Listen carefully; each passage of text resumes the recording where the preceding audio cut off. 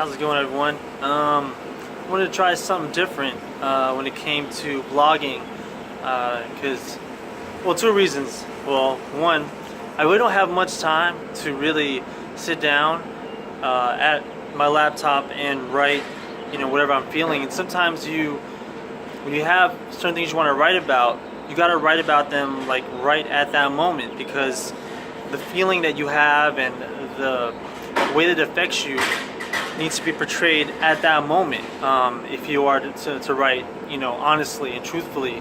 But the second reason, and probably the biggest reason, is that my laptop is out of commission, and so I was buying a different laptop, and that's currently being worked on. So I haven't been able to write it down, and I've done writing on just my phone, and that takes forever, and there's a lot of auto-correcting, and it just sucks. So I'm going to try to do this for a little bit until I get a new laptop, and that's probably going to be in a month or so. But if you do read my blog, I really appreciate it. So we're going to try this for a little bit.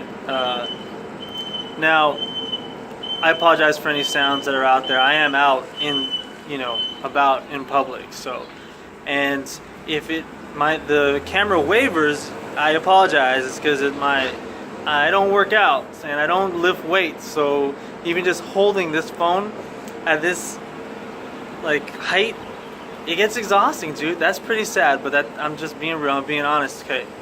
Now, what I wanted to talk about was, when you're kids, you all remember the first time you got in trouble. The first time that you really felt like your mom was mad at you, your father was mad at you,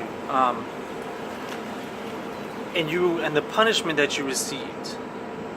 Now, I don't know how your parents did it.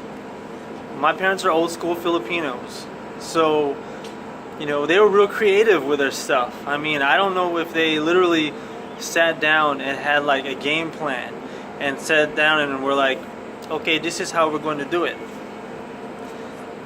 We're going to ground them from the TV. I don't know how you guys did it, but my parents were very creative, and my parents don't have that thick of an accent. I just add that in for extra effect, because if I were to tell you that my parents sat down at the table and they're like, hey, how should we ground them?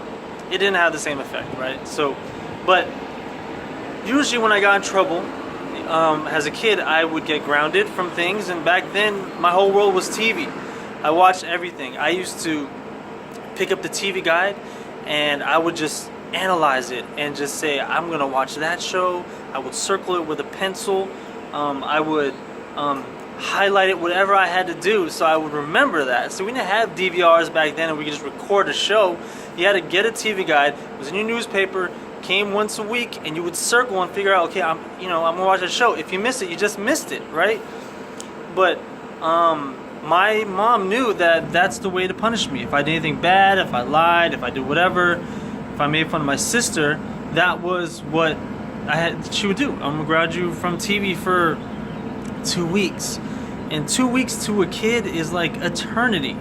You know what I'm saying? And I know you know that, right? Now, parents, they're effective with punishing if they know that that's really going to stop that behavior if they ground you from something like that. Like for some reason, my sister was grounded from ice cream for a while. So for me, being grounded from TV compared to her being grounded from vanilla ice cream in the fridge, there's a big difference there. But it was effective, right? The reason why I'm asking is because I'm not good at being mad when it comes to things that my daughter does. She's 8 years old, and she's still very doesn't really, she knows the consequences of right and wrong. She knows what she's not supposed to do. But what do you do when she knows that you're not gonna get really mad at bad things that she does? We all have lied. I mean, when I was a kid, I lied a lot, man. I got in trouble a lot. I mean, whether it was lying about doing homework or playing video games or whatever. I mean, we all did it. But as parents, we really have to be detectives and figure out, whether our kids are telling the truth. And there was one particular situation where this last 2 weeks where my daughter did something. I'm not going to say what she did because that's not what this is about. But I had no clue how to discipline that. I sat there and I'm like, I don't know what to do. I mean, I could ground her, but like I said, I'm a single parent. So, I could be like, hey, you're grounded for a week. But I only had her for half the week. So the other 3 days, she could be, whatever I grounded her from, she could be doing at her mom's house. So, I couldn't do that. It was just difficult, One, because like I look at my daughter, we all look at our kids like this. We look at our kids and we say, they would never do that. They would never do this, and rightfully so. They're your kids. You should always think of that way. But I was just in shock when I put the points together to figure out what she had done. So, I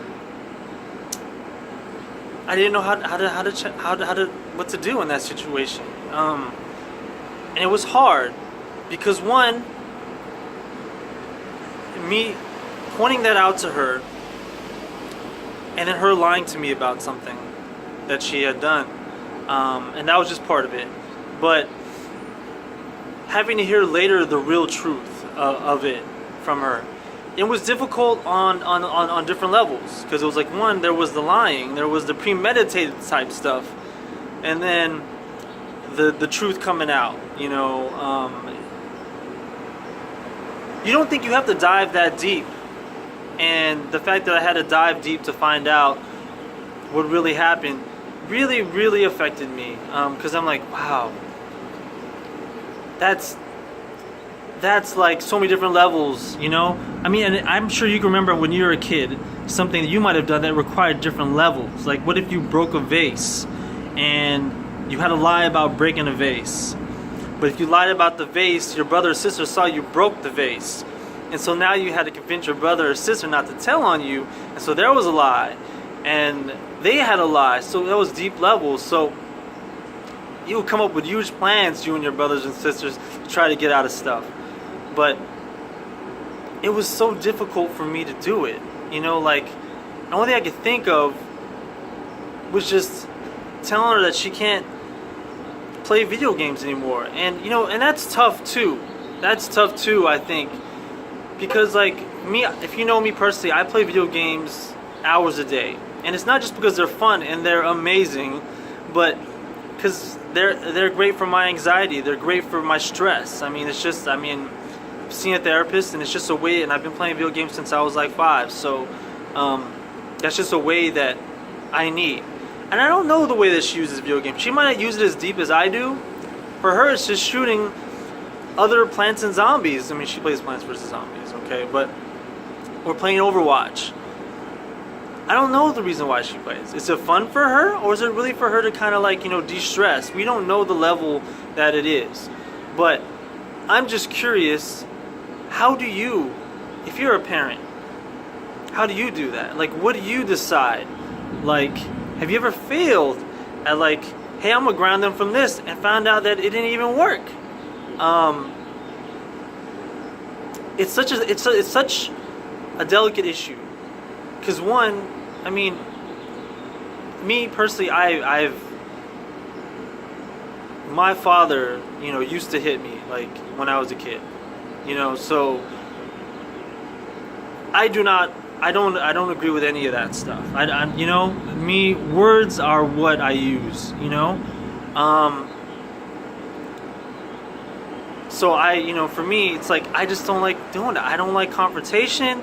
I don't like, hey, you did this, you're in trouble, you better straighten up. I mean, I don't like doing that. So tell me what you do. Something that's worked and something that's failed. I mean, I think it's important to know, like, as parents, we're part of this community and we help each other out. because we experience things that we don't think we've ever experienced. I mean, when I first found out that I was, when I first saw my daughter through the sonogram in that hospital room, I was in panic because I was like, oh my gosh, I could barely take care of myself. Now how am I going to take care of like another, human being? So they don't give you an instruction manual for that stuff. So tell me what you do. And thank you for watching if you did watch this. Alright, so probably won't be doing the video thing for long because hopefully I'll get like a new laptop or a fixed laptop soon. So I'm going to end this right now because my arm is really tired. I'm looking at a timer, it's been 10 minutes. I've been holding my hand like this for 10 minutes and it's exhausted now. That's my workout, so I think I deserve a cinnamon. Thank you for watching. Have a good one. This is Dan. Have a good night.